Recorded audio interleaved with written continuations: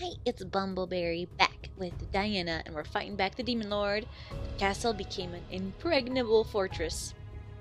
Soon word spread around to the neighboring kingdoms of the Demon Lord's defeat and continued failed attempts to attack. Many leaders sent messages of allegiance, which Diana humbly accepted, and soon enough we drove the Demon Lord's army back, away from us. Away! Away! We do not need your negative energies.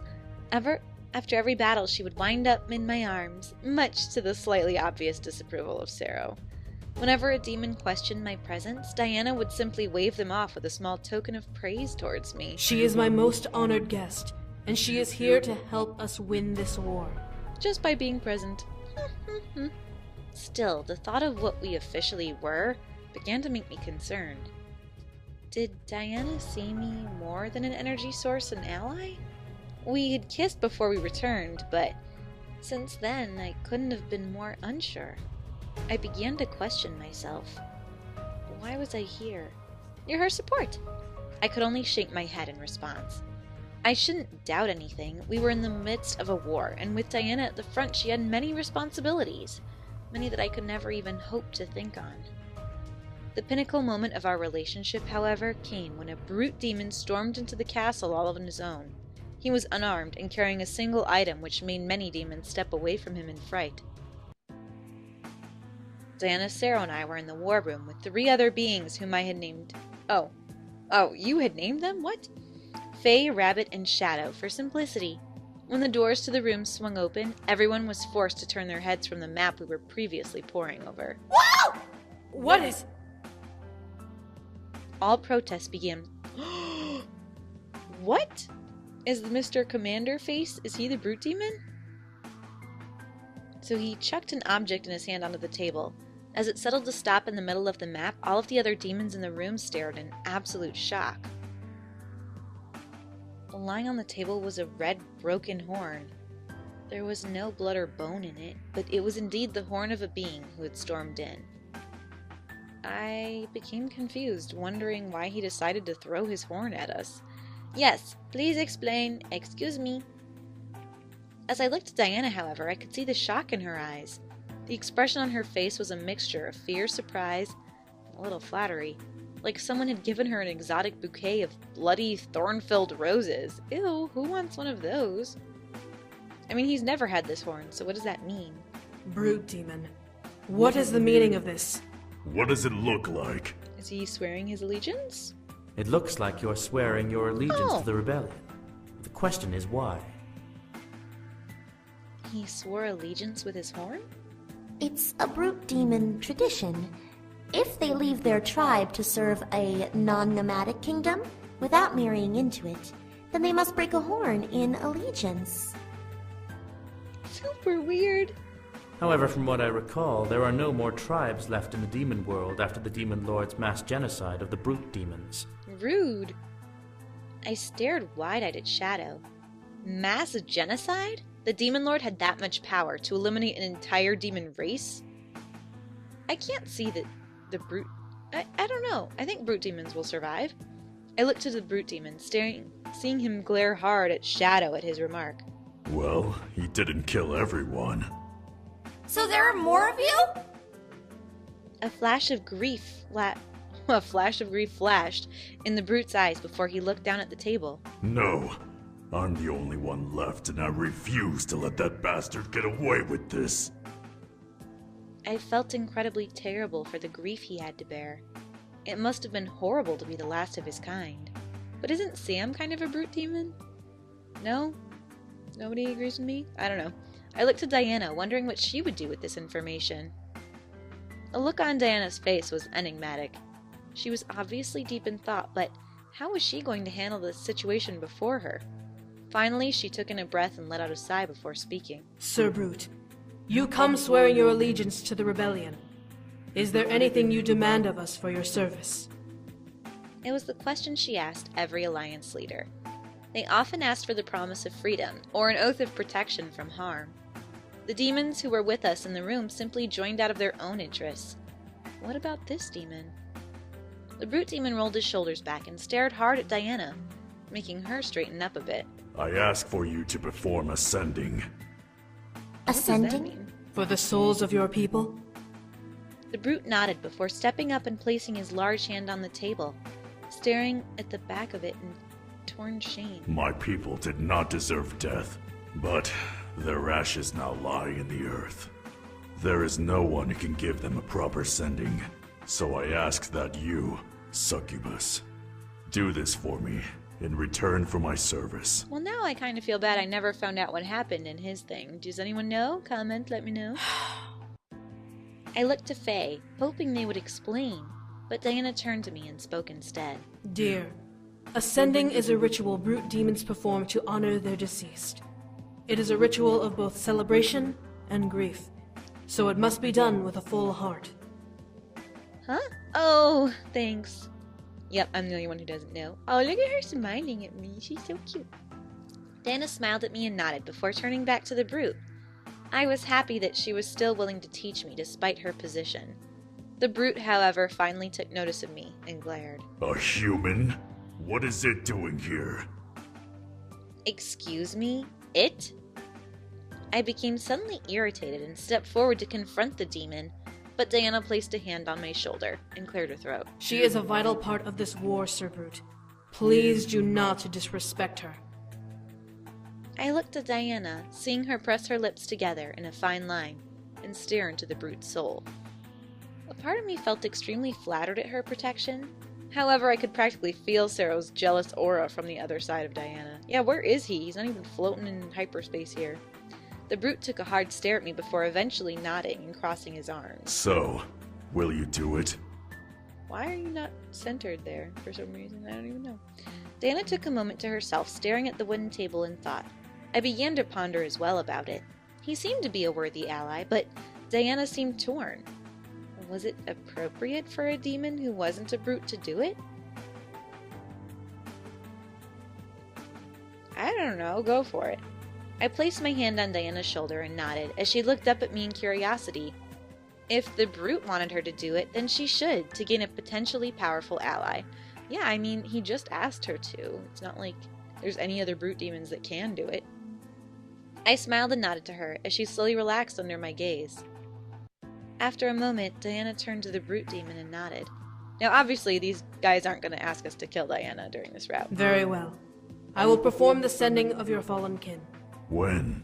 This afternoon. Everyone hitched their breath in surprise at Diana's words. She would perform the same day? Did she even know how to perform it properly? It's Diana, Queen of Lilith or whatever. Diana? With a chuckle, Diana looked to me with a small smirk. I'll be fine, dear. I know a fair amount of brute demon rituals. The afternoon became full of hustle. Servants were rushing back and forth, trying to prepare for a ritual they knew little to nothing about, just like us. Luckily, Shadow and Rabbit helped instruct everyone properly.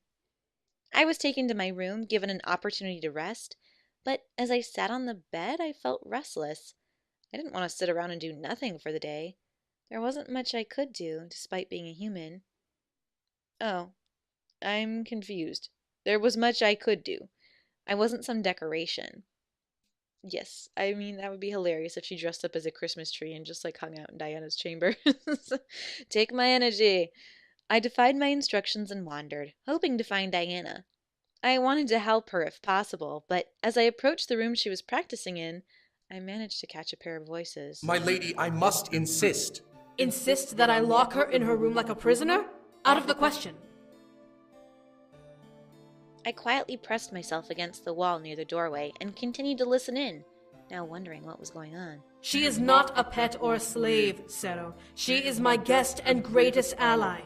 I understand this, but she's also a human. Every time someone new comes to forge an alliance with the rebellion, the human's presence is questioned. Yeah? What are you gonna do about it, Saero? Huh? You gonna cause a curse or something on my Diana face? My princess? If they are turned away by a mere human, then they are worthless allies. Yes. Plus, I'm a great source of energy. My lady, you are not understanding my point. Then what is the point, Saero? Yeah. A small silence followed. I was in awe that Diana was defending me so hard. As for Saero, I began to hear the jealous beast he was hiding. What was he going to do? My point is that people are questioning what she is to you. Interesting. What am I to you, Diana? She vouched for me as an ally, but did she like me as I liked her? I came with her to fix this world, but I truly came for her. After a painfully long silence, Diana spoke again. I care for her. Very much so. Like I care for you, Saero. She is very important to me, for many reasons. She has become part of my life, and anyone who questions why will be silenced. That's right, Diana. I'm your girlfriend. Is that enough to appease you? No, he wants to be your only. It is not my place to be appeased. I took a breath, taking in what Diana had said. She cared for me. I wasn't sure whether to feel happy or sad at that, but I had to take it in that she cared enough to protect and defend me. I mean, I think that's all you can ask of Diana, because she doesn't believe in love at this point. I didn't get to feel the emotion for long, however, as Faye flew up beside me and grinned. I panicked for a moment, hoping that they wouldn't give away my position, but they whispered to me, understanding. Psst. We're about to go prepare the ritual dance area thing. Whatever. Want to come watch? Sure. I opened my mouth to object, but was stopped by Diana's voice. Now, please, leave me be. I have to prepare, and cannot afford any more distractions. I grimaced. I came to help, but I guess she had to work alone. I left with Faye, not wanting to be caught by Saero, and understanding that she needed to be alone to work. The ritual seemed very important to her, and the brute demon that demanded it of her. I mean, it's his whole family and whatever. In truth, I was excited to see Diana go through with it. The fact that she was willing to dance for the brute demon was surprising. When Faye and the handful of demons helped them finish their work, I stood in the front line of the crowd surrounding the ritual area. To say that I was mildly nervous for her was an understatement. Did Diana even know how to do this sending? She would be given instructions? Okay, whatever. A small, quiet wave of gasps came towards my direction, causing me to look over. I stared wide-eyed at what I saw. Diana? Dancing through life. Look at her, and she's got swords. This is kind of weird. But that's okay. Bright magenta. Brah. Whatever. I don't know. Does this art seem a little off? Diana's, animations always confuse me, because her hair sometimes seems super voluminous and curly, and other times it's like, no, it's straight and it just has a couple layers. And, I still don't know if it's her shoulder blade or, part of her boob that's on her profile most of the time. Diana was dressed in some sort of dancer garb, with purple paint over her already tainted skin, shaping symbols around her body. In her hands were two large sabers, glowing in the sunlight. She was absolutely stunning. Diana stepped between the crowd as they parted ways for her into a chalk-drawn circle, which separated the ritual area and the ones watching it.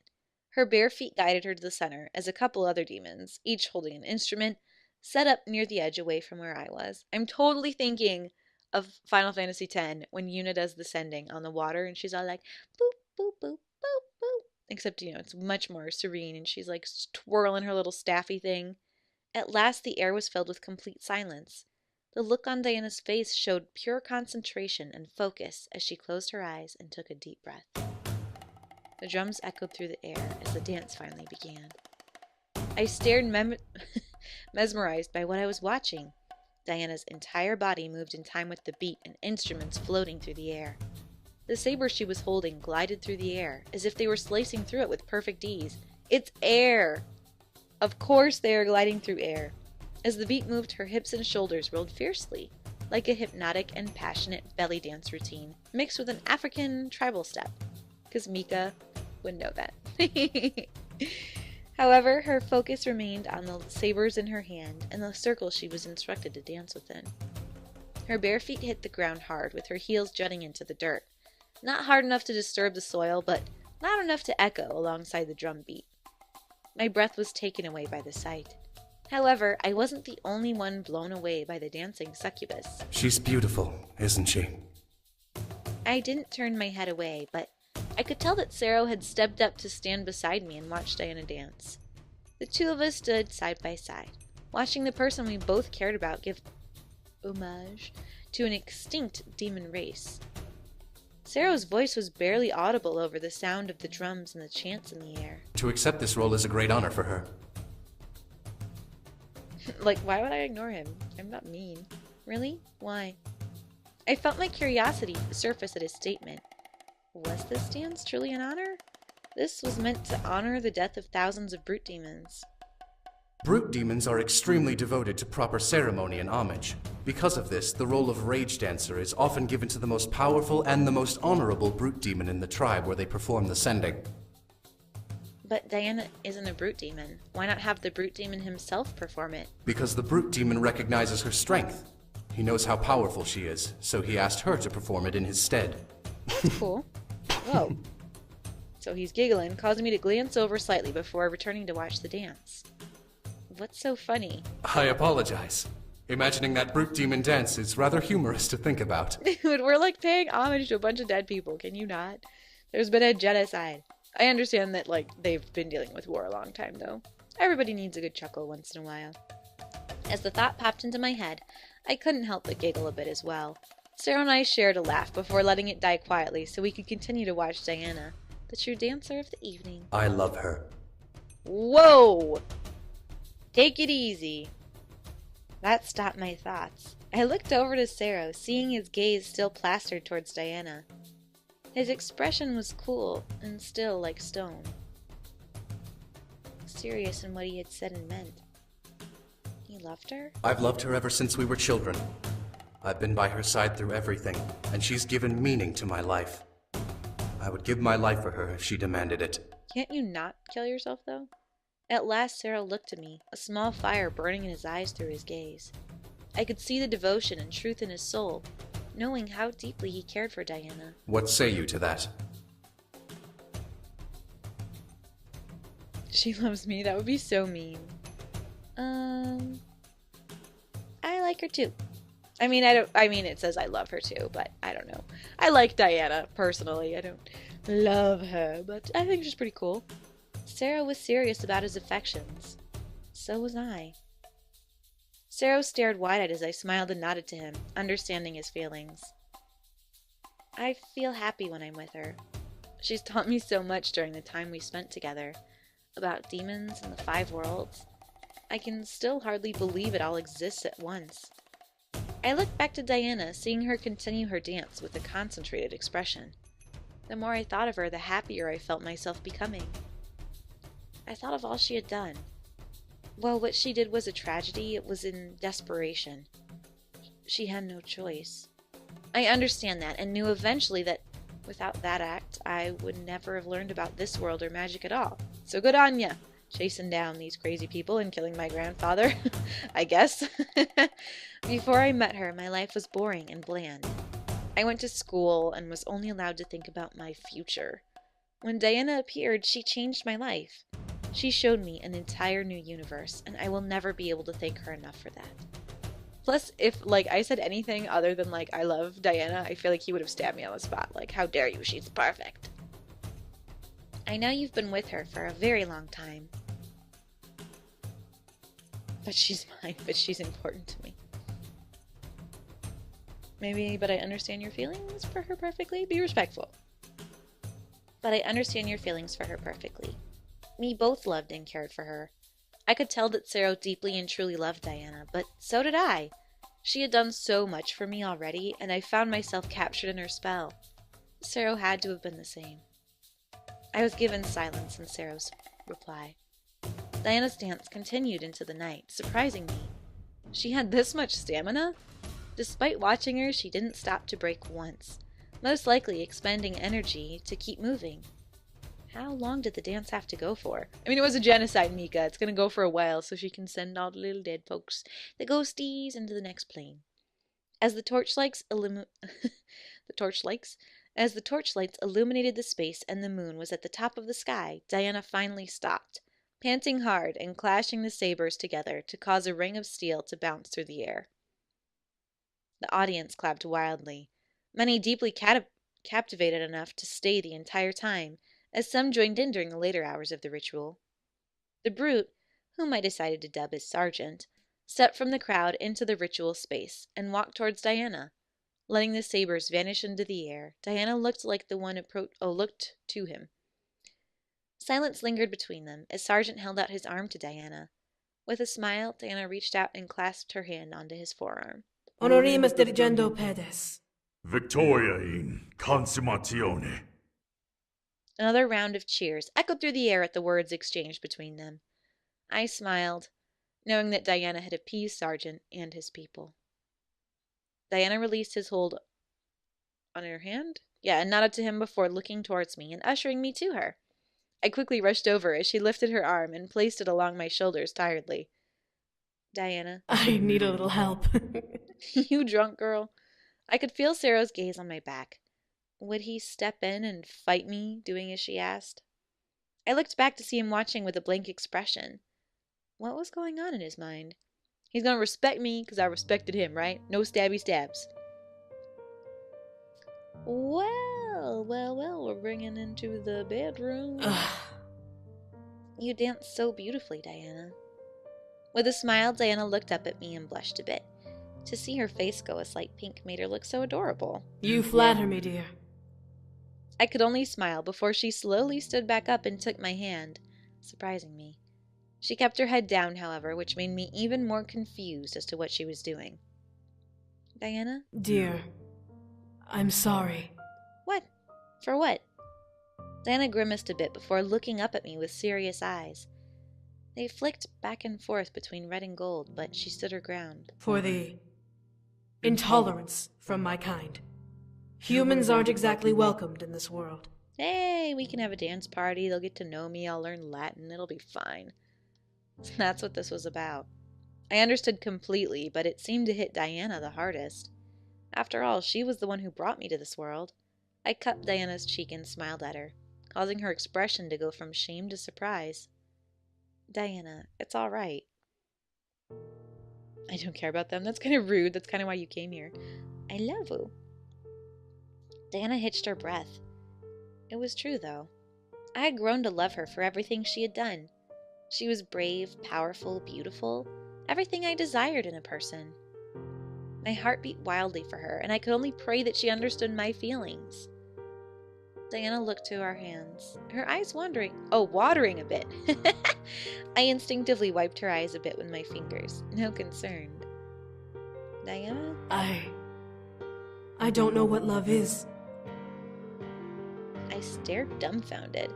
I want to know what love is. However, she surprised me by placing a gentle, shaking hand on my cheek, leaning in. But I'm willing to learn, if it's with you. Oh, look at your little kitty face. You're so cute. I gasped slightly, seeing the earnest and care in her eyes before she closed them and gently placed a kiss on my cheek. A soft shudder ran down my spine as I felt her soft lips press against my skin. We can do sexy time, but we'll probably have to do it next time. Let me know if you're interested in Diana's sexy time. We've never had a lady moment beyond passionate kissing, so that'll be a first for our videos. Or, you know what? We'll finish this video this way. Yes, we're gonna do it. So you can end it now if you don't want to hear any lady love, or we're gonna go through the lady love, and you can enjoy it. In the next episode, we shall resume. Okay? Okay. I couldn't take it anymore. I needed to kiss her. I pulled Diana close and wrapped my arms around her neck, capturing her lips with my own. She gasped, surprised at my sudden eagerness, but slowly began to melt into the kiss between us. Her lips were as heavenly as the night I first tasted them. Her arms gently wrapped themselves around my waist, pulling me closer to her body. The jingle of her brute dancer garb echoed in the room, making me smile slightly at the surprise noise. I had nearly forgotten that she was still in her dancer outfit. On their own, my fingers slowly danced down Diana's shoulders and traced over the seams of her outfit.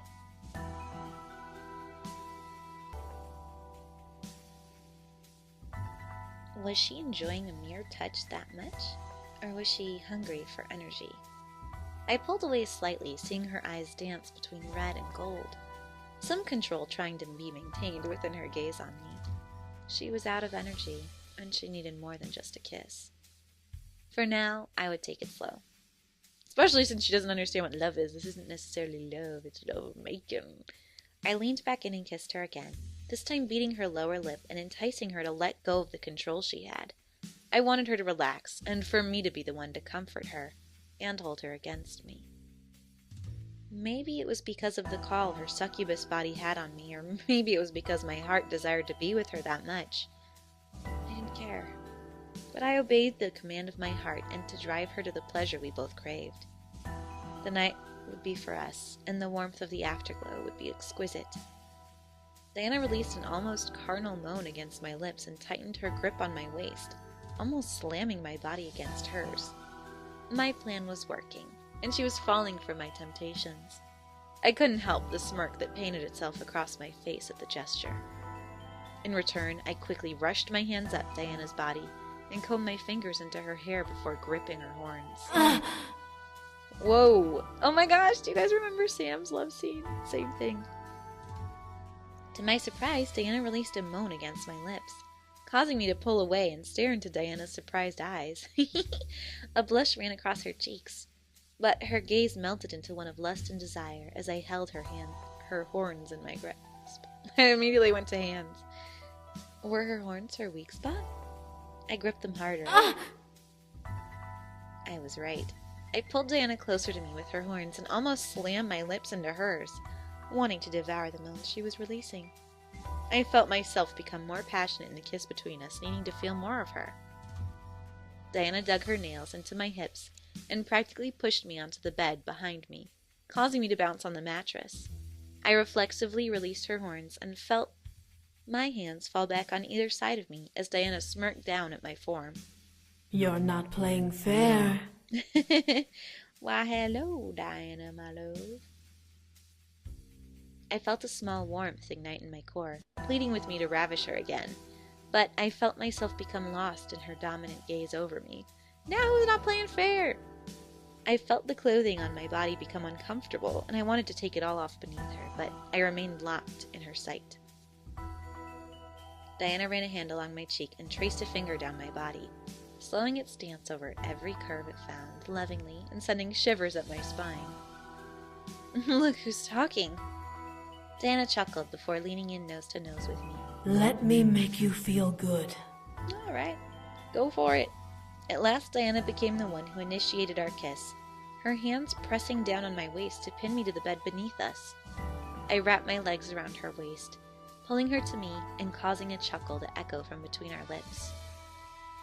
As her hands began to comb over my skin and tug my shirt off of my body, I felt her pull away to strip it off of me. It was tossed to the side to be forgotten. Our focus remained on each other. I felt myself turn red at what we were slowly diving into, taking the fact that I had initiated a dance with the succubus I had grown to love. It was unfair that she was in control, but it was only natural. I barely noticed the garb over Diana's body disappearing, leaving her bare over me. Was she wearing clothes this whole time? Despite the her dancing outfit. Despite the purple taint over her skin covering her essentials, I could tell that she was still very much nude just from the heat between us. Diana's kisses trailed down my cheek and neck, nipping over my skin and making the warmth within my core burn even hotter in need.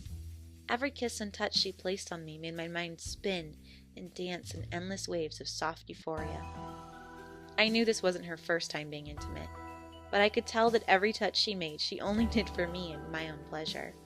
She truly indeed did intend to make me feel good. I became like putty in her hands.